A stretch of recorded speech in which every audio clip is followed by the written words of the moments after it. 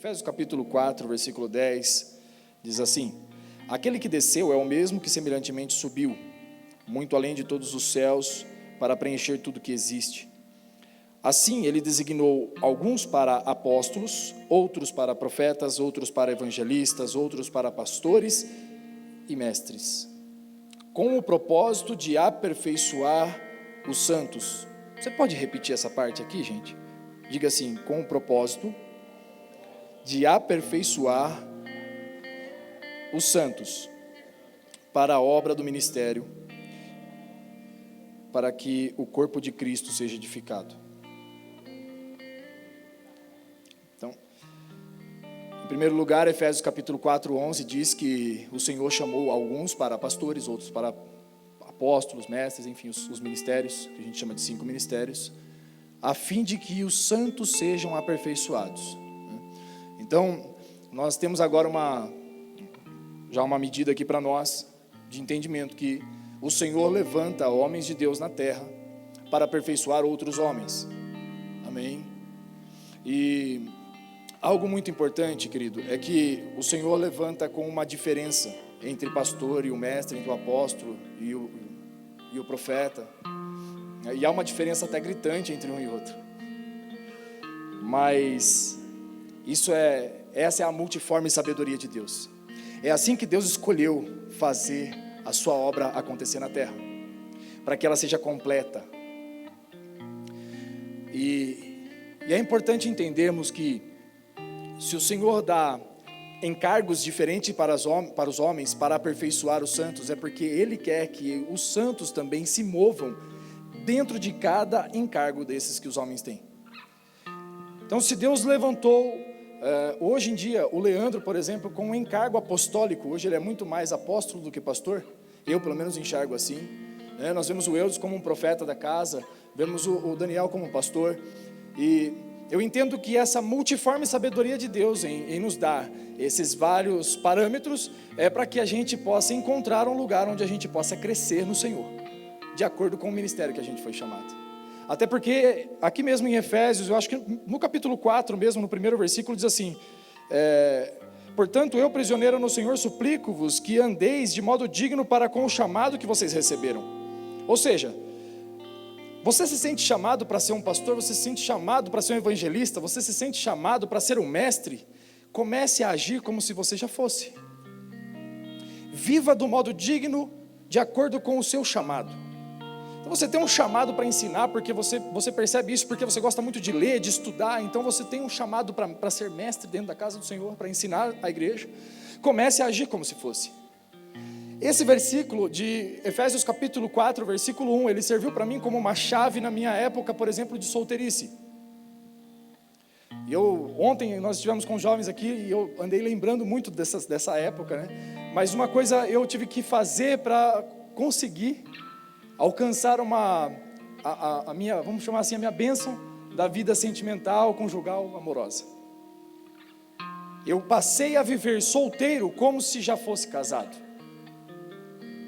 Então você que é novo, que é adolescente, que é jovem, que possa estar me ouvindo aqui, escuta uma coisa: não sai beijando qualquer mulher. Você que é menino aí, não sai beijando qualquer mulher. Menino, não sai beijando qualquer homem, não. Deus tem o seu marido e Deus tem a sua esposa. E o entendimento que eu tive quando eu pensei, eu vou começar a agir como se já fosse casado, foi do seguinte: se eu beijar qualquer outra mulher que não seja a minha, eu estou adulterando com a minha mulher que eu nem conheço ainda. Contra a minha mulher, eu estou adulterando contra a minha mulher que eu nem conheço ainda.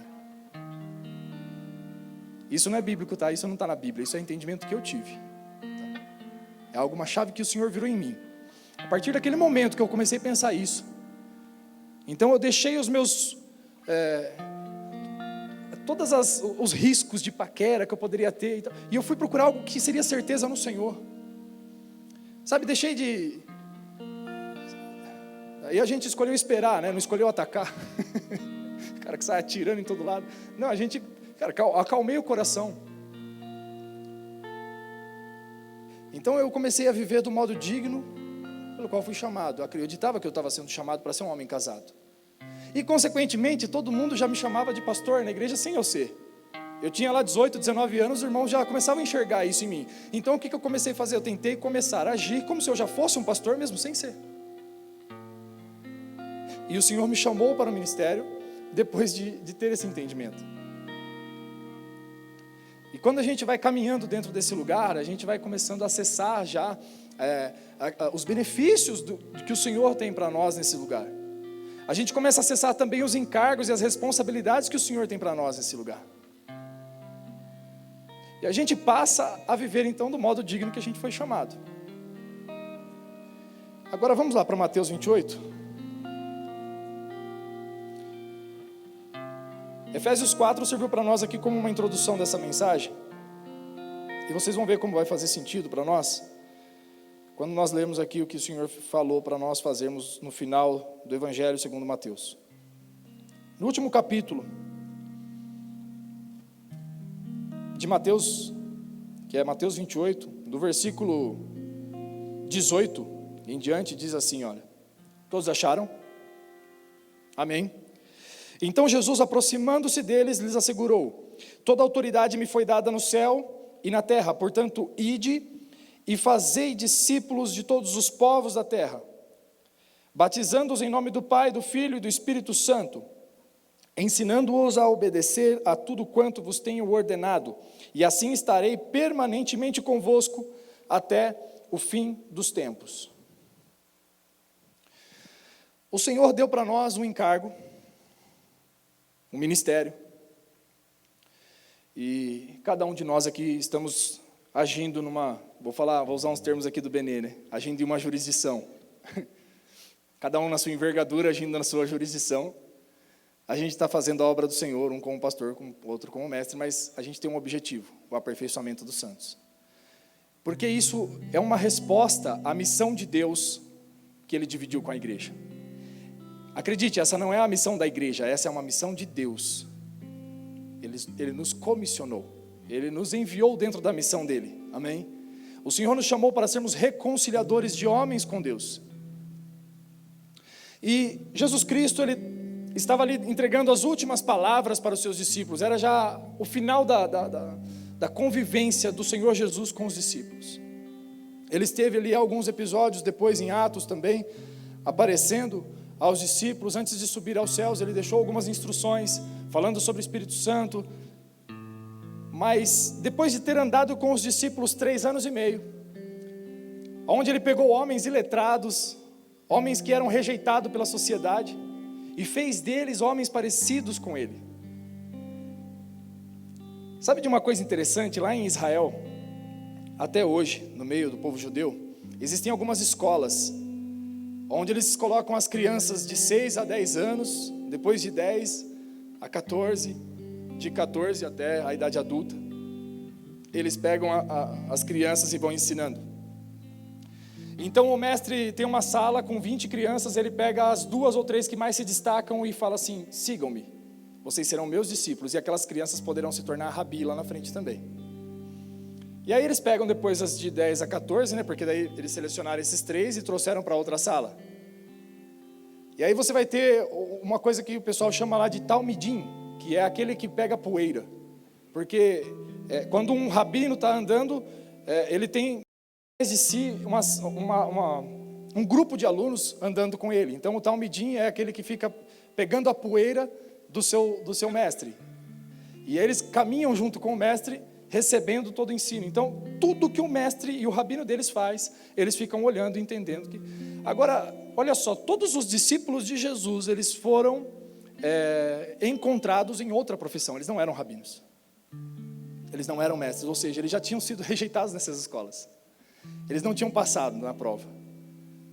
O Senhor olhou para homens pescadores, homens cobradores de impostos, e chamou esses homens. Cada um com uma personalidade diferente que você vê claramente na Bíblia. Um Pedro sanguíneo, um João mais fleumático. Enfim, você vai ter várias características neles ali. Todos diferentes uns dos outros, mas Jesus pega 12 e faz desses 12, mesmo sendo diferentes uns dos outros, sendo cada vez mais parecido com Ele. E Ele vai transferindo a vida dele para os discípulos. E no final dessa carreira, desse período de 3 anos e meio, o Senhor Jesus diz para eles assim, olha, agora é com vocês. A Bíblia diz, se eu não me engano, lá em 1 João, que segundo Ele nós também somos. falando de Jesus. Olha que coisa poderosa, segundo Jesus é, nós também somos. Eu entendo eu trago uma analogia para a gente entender essa palavra escrita lá em 1 João, que é o seguinte: me parece que Jesus, ele é o fundamento de uma construção e nós somos as paredes, a gente continua aquilo que Jesus começou. Jesus, ele é o firme fundamento, ele é o alicerce daquilo que o Senhor estava gerando. E segundo ele é, nós também somos. Então, nós somos a mesma coisa, porque você olha numa construção, ela completa, e você diz, isso aí é uma casa. E não, olha aí um fundamento com uma parede. Não, você olha uma coisa só. E por isso Jesus falou para os discípulos, olha, agora eu vou para o Pai. E fica com vocês a responsabilidade de continuar aquilo que eu comecei. Ide e fazei discípulos por todas as nações. E o que é discípulo? Discípulo é aluno. Aluno significa aquele que não tem luz, ou seja, não tem entendimento, mas que vai ter. Porque está ali para receber a luz do seu mestre. E nessa manhã, queridos, eu quero falar muito intencionalmente ao seu coração sobre discipulado. Porque nós já passamos por outras religiões, como a gente brinca aqui, né? Nós já estivemos em outras religiões, onde tentaram implantar discipulado envolvendo a gente. E aí não é o meu caso, por exemplo, mas sei de igrejas que falavam assim para o discipulador, falou, olha, você tem que abrir 4 células esse ano, você tem que ter 12 discípulos, e tem lugar até que falava assim, olha, você precisa dar tanto de oferta por mês, e receber tanto de oferta desses discípulos e entregar de volta. Então o que acontece? Muitas vezes nós que olhamos para esse ensinamento sobre discipulado, a gente olha para isso e fala assim, meu Deus do céu, de novo isso? Mas olha, querido, alguém já pegou uma nota falsa aqui? Eu já peguei nota falsa, alguém mais já pegou? Tá, e depois que você pegou uma nota falsa, você parou de usar dinheiro?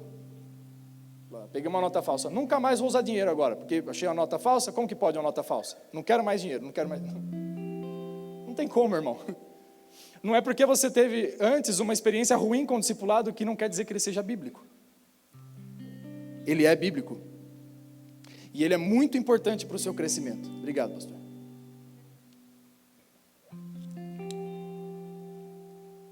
Ele é muito importante para o seu aperfeiçoamento dentro do corpo. E mesmo que em outra época, quando você tentou se inserir nessa verdade bíblica, na prática dela, e se frustrou, eu digo uma coisa para você, querido, você não pode abandonar isso. Porque o Senhor te chamou para fazer discípulos, mas antes de você fazer discípulos, você precisa ser discipulado. Porque o que de graça recebeste, você dará. Então, se você não recebe nada, nada você pode dar também. Então, entenda uma coisa, se você não se sente preparado para discipular, e eu já arrisco dizer que você está, assim, sendo preparado pelo Senhor para isso, ou já está preparado para isso, você precisa, pelo menos, estar se preparando sendo discipulado. A gente precisa encontrar alguém onde a gente possa depositar a nossa confiança de dividir os nossos dilemas, as nossas dúvidas, as nossas fraquezas, debilidades, as nossas forças, as vantagens. Enfim, tudo que tiver em você, na verdade, você pode dividir com alguém que possa fazer tudo isso se tornar mais parecido com Jesus. Porque discipulado, a gente recebeu também no modelo errado, aquela coisa assim, olha, o Renan é meu discípulo, cara, mas eu não uso boné, Renan, por que você está de boné, cara? Você tem que ser parecido comigo, você é meu discípulo. Sabe aquela coisa de querer transferir a própria vida para outra pessoa? Não transfere a própria vida para outra pessoa, você vai transferir a vida de Cristo na outra pessoa. O que o apóstolo Paulo falava? Sede meus imitadores como eu sou de Cristo. Ou seja, eu já tenho um modelo, então vocês podem me imitar porque eu estou imitando alguém. E a pessoa certa. Então, no discipulado, não é mais aquela coisa assim, que a gente faz um monte de cópia de certo irmão e a gente tem um grupo dentro da igreja que é uma cópia de um irmão, outro grupo que é uma cópia do outro irmão. Não, esquece isso. O objetivo é que nós sejamos uma igreja que, por estar juntos, reunidos, olhando um no olho do outro, sentado numa mesa, amando, corrigindo, edificando, consolando, confrontando em amor, a gente se torne cada vez mais parecido com Cristo. Não dá para negar que o discipulado é bíblico e já vem desde lá do Antigo Testamento. A gente vê Moisés levantando discípulos para cuidar do povo, a gente vê Elias, Eliseu, enfim, aí você vai embora, né? Essa conversa vai embora. E no Novo Testamento a gente fala sobre a questão da mulher dentro da igreja. Uma vez a Pri falou para mim assim, ô Dani, na época era Dani, né? Não era o marido dela, não era namorado, não era nada. Ela falou assim, ô Dani, o que você acha desses versículos aqui que falam sobre a mulher ficar em silêncio dentro da igreja? Aí eu peguei, fui lá estudar, fiz um trabalho da norma ABNT, para responder, que é muito polêmico, né? 8 páginas de documento de Word lá para ela. Falou, a Bíblia fala que a mulher não pode falar na igreja, resumindo, né, a consideração final do nosso trabalho, fala assim, é porque a mulher não deve exercer autoridade sobre o homem, mesmo que não seja seu marido, a mulher ela deve ser submissa ao homem, porque esse é o modelo bíblico, né? E aí eu disse a ela assim, mas a mulher tem um encargo dentro da igreja que a Bíblia fala, as mulheres mais velhas ensinem as mais novas, isso é discipulado. As mulheres mais velhas ensinem as mais novas, a quê? Ensinem elas a serem boas mães, boas esposas, a serem filhas de Deus, a serem mulheres santas, irrepreensíveis. Então você olha a Bíblia, ela está repleta de discipulado, ela está cheia disso. Se você começa a vasculhar a palavra de Deus, ela vai te dar muito recurso para isso. E querido, essa palavra que Efésios capítulo 4 usa, aperfeiçoamento dos santos, essa palavra no original é catartismos. Catartismos do grego significa que estava quebrado e está colando de novo. Então por isso eu falo assim, olha, para o aperfeiçoamento dos santos, para que seja edificado o corpo de Cristo. Porque, irmão, quando você chegou aqui na igreja, quando você chegou diante dos pés de Jesus, você estava todo quebrado, arruinado, numa vida que, me perdoe o jeito de falar, parece uma palavra que soa ruim, mas é verdade, porque aquele que não está na graça de Jesus, está numa vida desgraçada. Você estava com a sua vida toda arruinada, toda quebrada, destruída, e você se achegou ao quê? Ao corpo de Cristo. E agora o catartismo precisa acontecer, ou seja, o aperfeiçoamento, colar osso no osso de novo. O corpo de Cristo vai ser edificado quando cada parte do corpo estiver bem colada e unida, uns nos outros. E isso vai acontecer dentro do discipulado.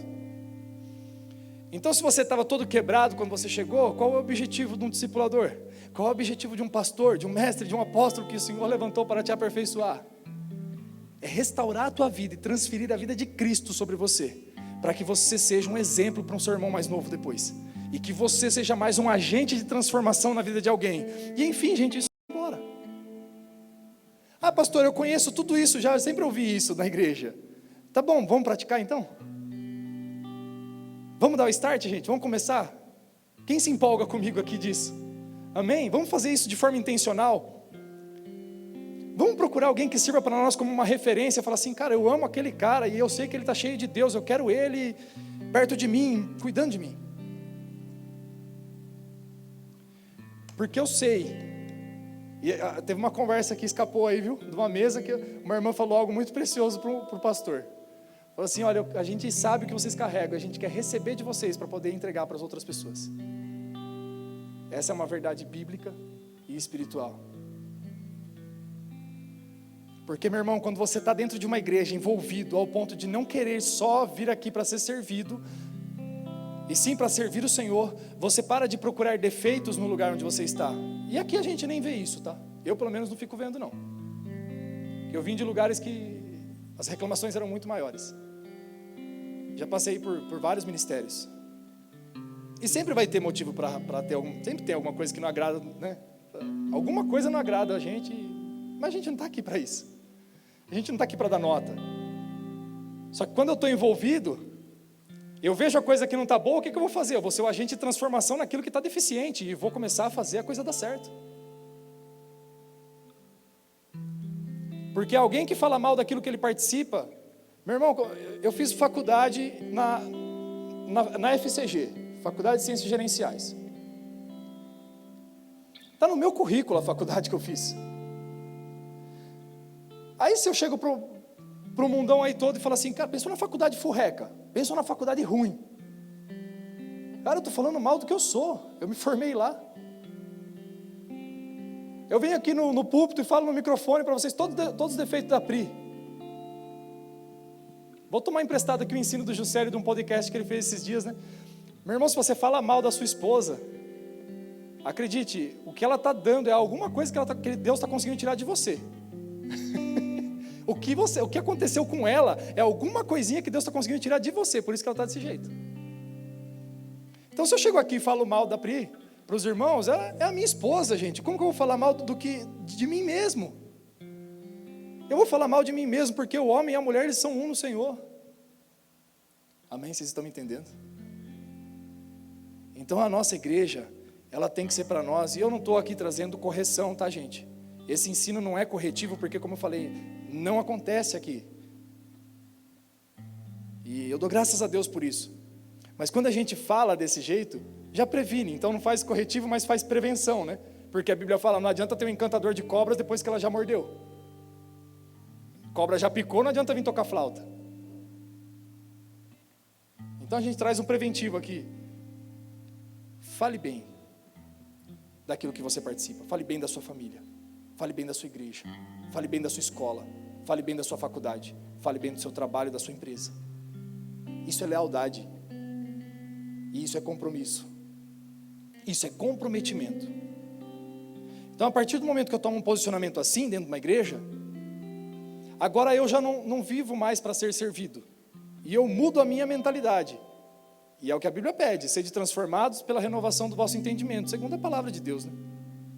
Então, a gente é aquele povo que chegou para entrar na terra prometida e parou em Gilgal para ser circuncidado, porque a gente foi bajulado no deserto, a gente tinha carne, tinha tudo no deserto, tinha uma coluna de fogo à noite para esquentar, e tinha nuvem de dia para fazer sombra. Ah, que belezinha, estava no deserto, mas estava sendo cuidado por Deus, uma geração que nasceu assim, mimada pelo Senhor.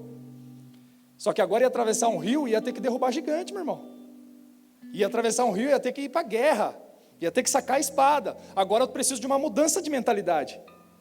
Então a gente deixa de ser o povo bajulado e agora a gente passa a ser um povo que vai para a batalha, que vai para a guerra, que está na linha de frente. A Bíblia diz que as portas do inferno não prevalecerão contra a igreja. Não está dizendo que a porta da igreja não vai prevalecer contra o inferno, e aí o inferno vai tentar entrar na igreja e não vai conseguir. Meu irmão, o que a gente vai fazer é meter o pé na porta, meu irmão. A gente é que nem o Bope, é faca na caveira, meu irmão. E eu falo isso tentando trazer também para o meu coração essa verdade, porque eu sei que eu tenho que ser muito mais intencional do que eu tenho sido nesses dias. E quando eu falo desse jeito, ativa algo em mim que vai fazer essa semana aqui eu tentar falar mais de Jesus para as pessoas. Tá? Eu me incluo nisso, tá, gente? Eu não sou um modelo, não. O modelo é Jesus. Eu estou falando para você, a gente precisa ser mais intencional, a gente precisa tirar a espada da bainha. A única arma ofensiva da armadura de Deus é a espada. E a espada é o quê? É a palavra. Se você quiser ofender o seu inimigo, se você quiser trazer o ataque contra ele, você precisa usar e manejar a palavra de Deus. Ou seja, fazer discípulos. Porque quando você se posiciona ensinando e transferindo a palavra de Deus na vida de outras pessoas, você está desembainhando a espada. Quando você saca essa espada, meu irmão, você não fica só aqui no escudo da fé, porque o escudo da fé ele é importante. O Senhor nos deu porque é com a fé que você protege a sua vida, porque não adianta você ganhar o mundo todo e perder a si mesmo. Então você precisa ter uma plena convicção e certeza em Deus, de onde você está, do que você está fazendo, para que você não desista. E por isso você usa o escudo da fé. Mas o Senhor ele também nos deu uma espada. Porque eu não vou ficar só apanhando. Não, eu vou dar de volta, cara. Então tem aquela coisa assim, eu já entrei em lugares, quando a gente tirou o Kleber da rua, um amigo nosso que vivia na rua, a gente pegou e adotou ele. levou para uma clínica de recuperação, mas antes disso a gente teve que levar ele para um lugar para ele dormir. Eu entrei em cada lugar, gente. É um lugar que você entra e você sabe, o demônio está fazendo a festa, que é a casa dele, cara. O diabo mora aqui, nesse lugar aqui. Os lugares escuros, paredes tudo pichada. Até a luz, não sei por que motivo, a lâmpada, sei lá, parecia que era vermelha, aquela coisa esquisita, aquele ambiente, a pouca luz que tinha, até a luz era escura. Como que pode um negócio desse? E você entrava naquele lugar e falava, meu Deus. Só que é o seguinte, meu irmão,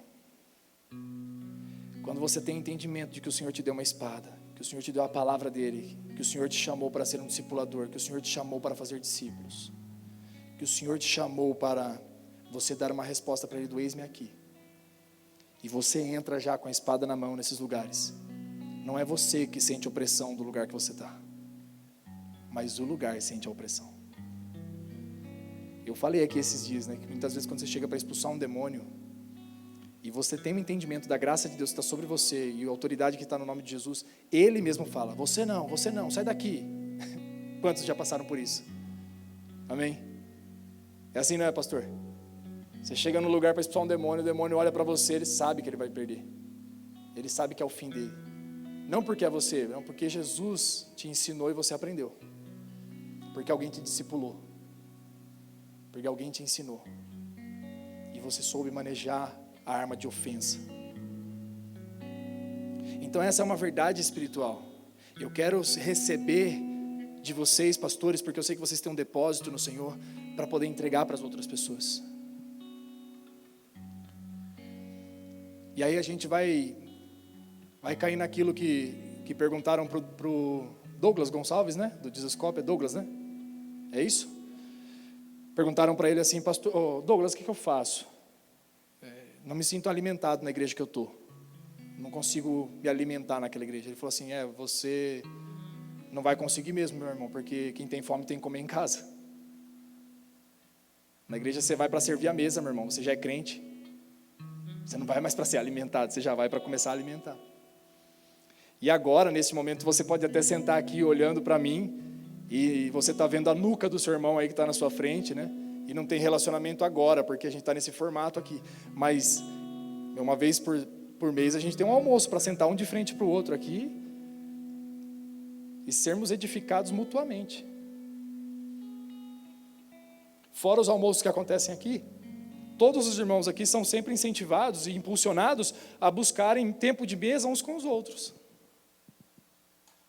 Porque a gente crê que no tempo de mesa você vai conseguir também ativar o seu irmão.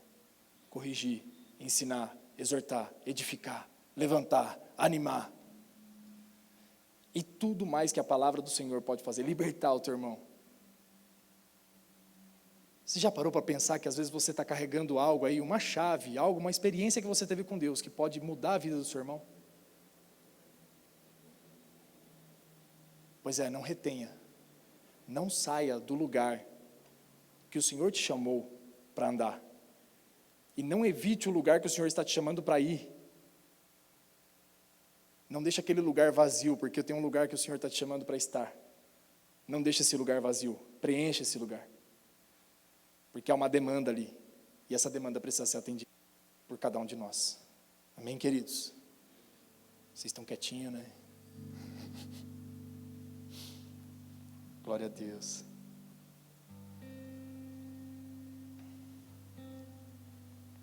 Olha, um bom discípulo, ele precisa estar interessado no seu próprio crescimento, mais até do que o seu próprio discipulador. Disse Elias a Eliseu, fica-te aqui, porque o Senhor me enviou a Betel. Porém Eliseu disse, vive o Senhor e vive a tua alma, que não te deixarei. E assim foram a Betel. Falar, meu discipulador não tem tempo. Cara, seu discipulador tem que parar em algum momento para comer. Você pode comer com ele. Agora, a gente deu uma pausa, né? Pelas questões da minha casa. Nessa questão do discipulado, a gente deu uma pausa, mas a gente estava conciliando o tempo na academia. A gente ia treinar junto, eu e o Vitor. Aí lá, o frangão lá, levantando peso, querendo levantar peso, mas não consegue, né? Fazendo treino de perna e reclamando do ombro. Falou assim, nossa, tá doendo o ombro, mas tá treinando a perna, mano. E discipulado comendo solto, cara. E Bíblia, e discipulado, sabe? E chegava com as demandas dele, falava, cara, o que está acontecendo é isso, isso, isso, o que você acha? Eu falava, cara, é assim, assim, assado. Vamos para a Bíblia? Vamos ver o que a Bíblia fala? A Bíblia fala isso, isso, isso. Ah, meu discipulador não tem tempo. Cara, o maior interessado no meu crescimento tem que ser eu mesmo. Eu falei aqui de faculdade e escola agora há pouco, né? Uma frase que eu ouvi, eu tenho certeza que é verdade. Quem faz a escola é o aluno, na verdade. Eu, na minha época de infância, eu tenho um amigo que até hoje, ele é meu amigo, até hoje a gente se vê. Ele sempre tirou nota melhor do que eu. Mas por que isso? Ele é muito mais inteligente do que eu? Não, a cabeçona dele é grande, assim, tem muito armazenamento, né? A capacidade de armazenamento é grande, a HD dele, assim, bem coisado. Pensa num... O cara, ele é inteligente mesmo, sabe? Mas ele era esforçado também. Não era só inteligência. E eu queria bagunça, né? Apesar de nunca ter tirado nota vermelha na vida, exceto uma só na faculdade, que eu tirei na faculdade uma nota vermelha, porque faltei na aula essencial, assim. Eu era o cara que fazia, assim, de tudo para poder aproveitar ao máximo a bagunça e ainda conseguir passar. Aí tirava lá meus B, meus C, aí de vez em quando pisava no A, tá? Mas era o meu jeito, era criança, né? Eu não tinha esse entendimento de dar o melhor e tudo mais.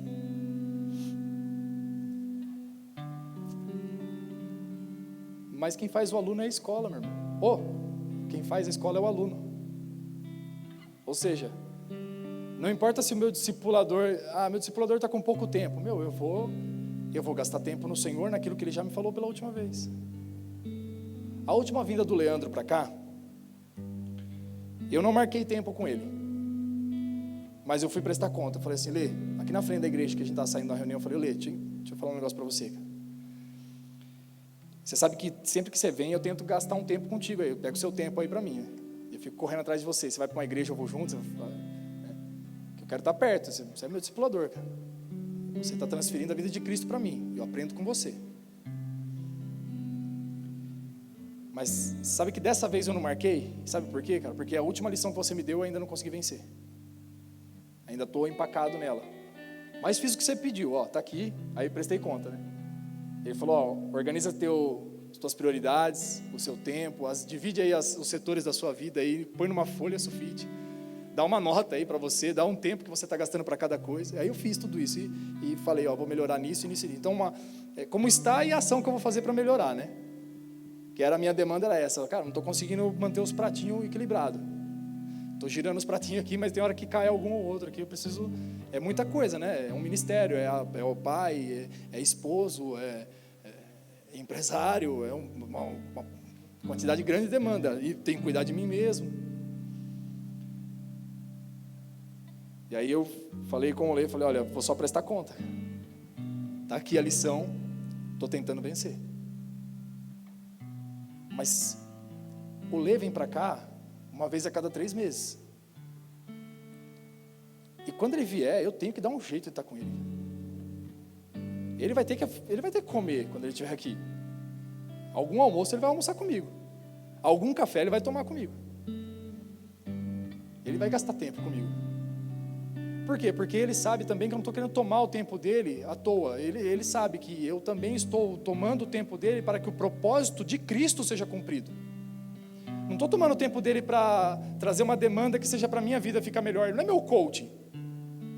Ele é meu discipulador, ele não é meu coaching. Ele não quer fazer uma versão melhor de mim mesmo. Ele quer que Cristo habite em mim. E que Cristo seja manifesto através de mim para habitar na vida dos meus irmãos. Para que eu possa derramar isso. Então, de forma prática, é isso. Gaste tempo com quem te edifica. Gaste tempo com quem te leva para mais perto de Jesus. E você sabe com quem você vai ter mais afinidade, com quem você...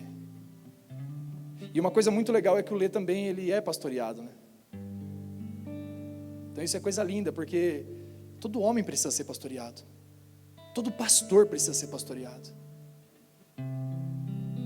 O o pastor ele tem algumas demandas a mais, além de toda a vida cotidiana que a gente já tem, que todos os irmãos têm também, a gente tem uma a mais, a gente tem esse encargo, essa responsabilidade e a vontade de dar uma boa resposta para o Senhor daquilo que o Senhor nos chamou para fazer.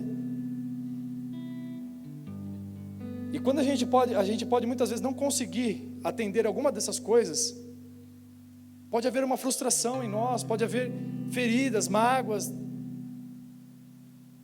Essas demandas, elas precisam ser saradas num ambiente de discipulado, num ambiente de ministração, olhando no olho um do outro,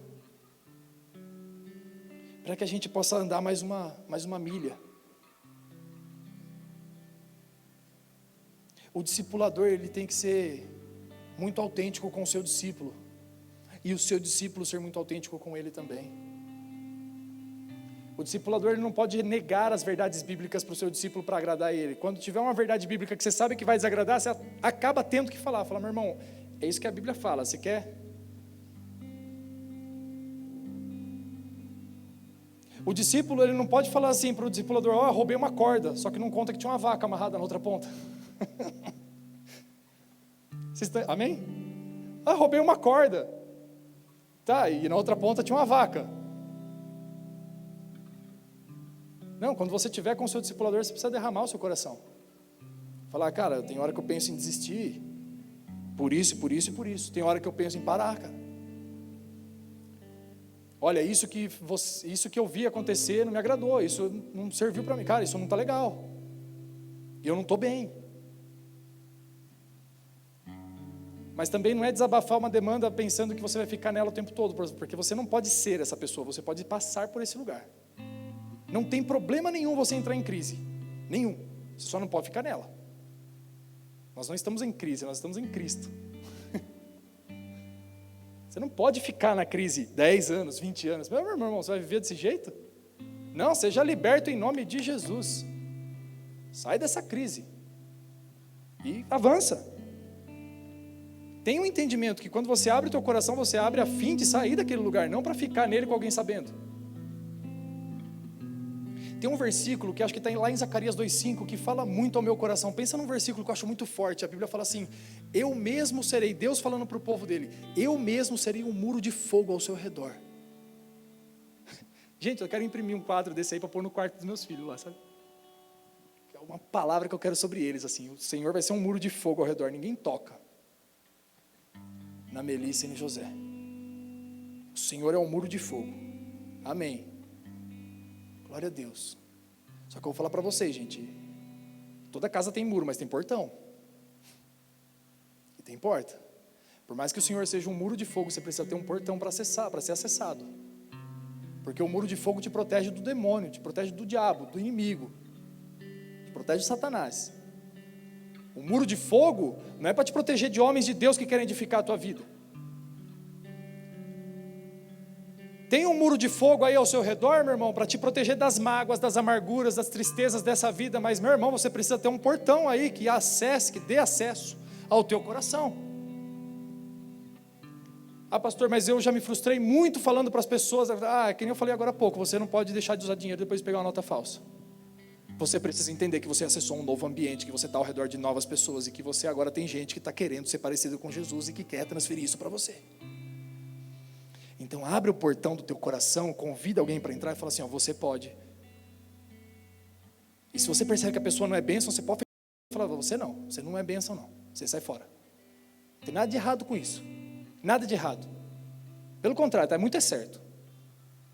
Fecha o teu coração e fala assim, não, você para mim não é bênção, não tenho maturidade nem amor suficiente para lidar com você ainda não. Deixa eu crescer primeiro, talvez daqui a pouco a gente seja mais amigo. Mas alguém precisa acessar. Alguém precisa trazer verdades bíblicas para o teu coração que te cure. Alguém precisa trazer verdades bíblicas para o teu coração que te sare, que te faça sair desse lugar de crise, para que você dê uma resposta certa para o céu. Amém, queridos? Eu nem olhei para o que a gente escreveu aqui, mas eu vou falar para vocês, gente, a lista é grande. Eu vou fazer o seguinte, eu vou mandar para vocês o esboço da mensagem no grupo da COD. Os irmãos estudam em casa.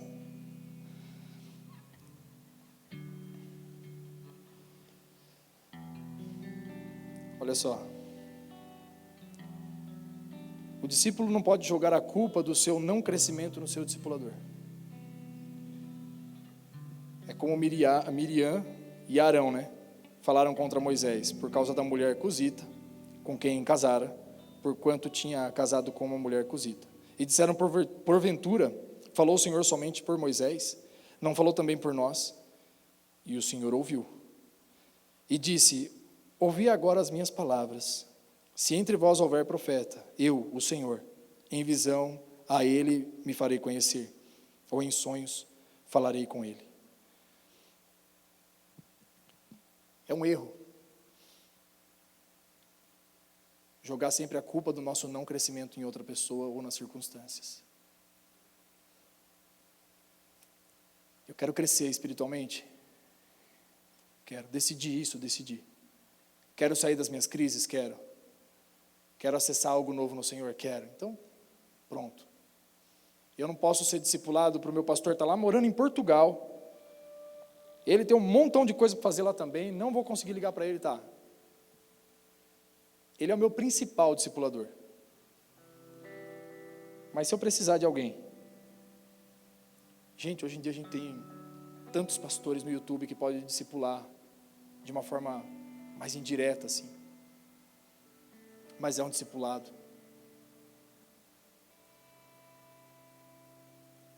Essa semana aqui eu precisei muito de uma cura no meu coração.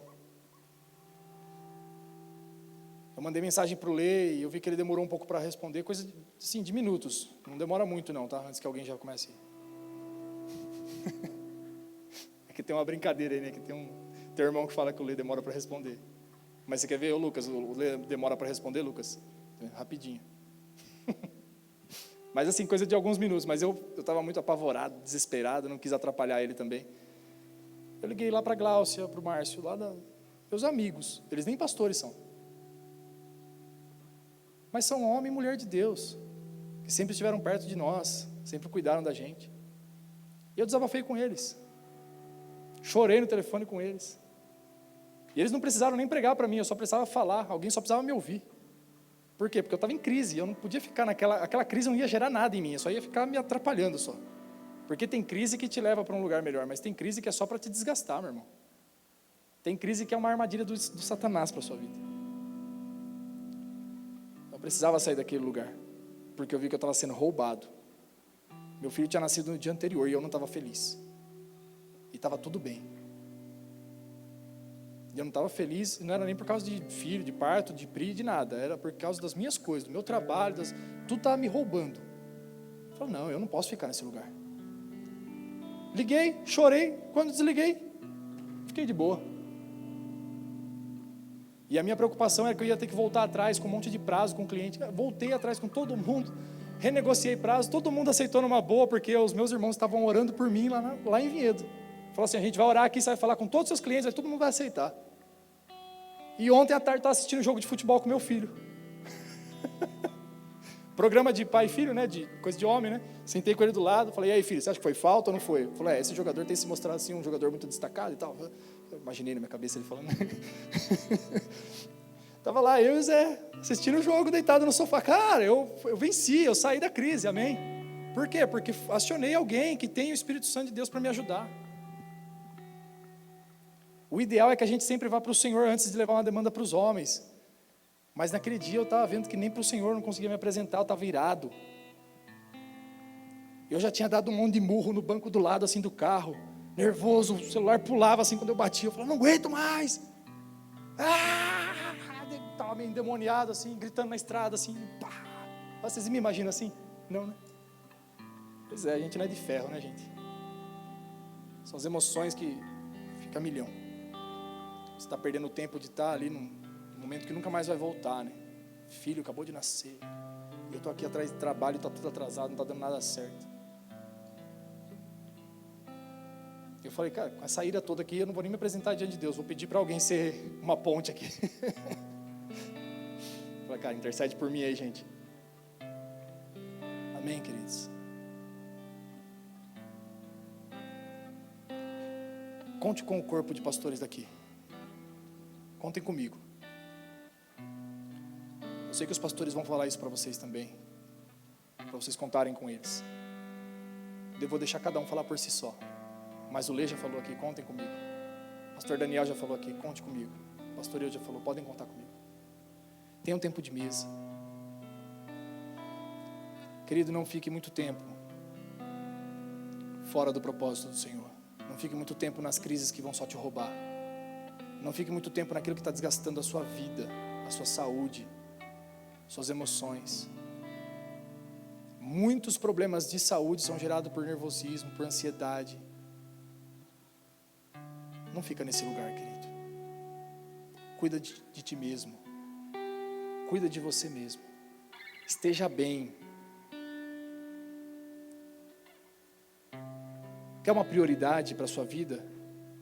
Para fazer a obra do Senhor bem feita? Cuida de você. O Senhor falou isso para os discípulos. Cuidem de vós. Cuidem de vós mesmos. Porque, meu irmão, um discipulador que esteja amargurado, ele não vai conseguir trazer nada para o outro. Um discipulador amargurado, ele não vai conseguir semear nada na vida de ninguém. Cuida de você. Cuida do teu coração. Cuida das tuas demandas aí. Para que você possa entregar algo saudável para o corpo de Cristo. Amém, queridos? Como eu disse, as anotações aqui são muitas, tá? E se eu for usar o esboço que eu fiz aqui, a gente vai até 13h. E eu não quero ser cansativo aqui para os irmãos. Amém? Eu quero orar junto com você. E o discipulado, como eu falei aqui, é uma transferência da vida de Cristo para o discípulo, do discipulador para o discípulo. É uma transferência da vida de Cristo do discipulador para o discípulo. Nós queremos transferir algo sobre a tua vida, querido. Que seja bênção para você.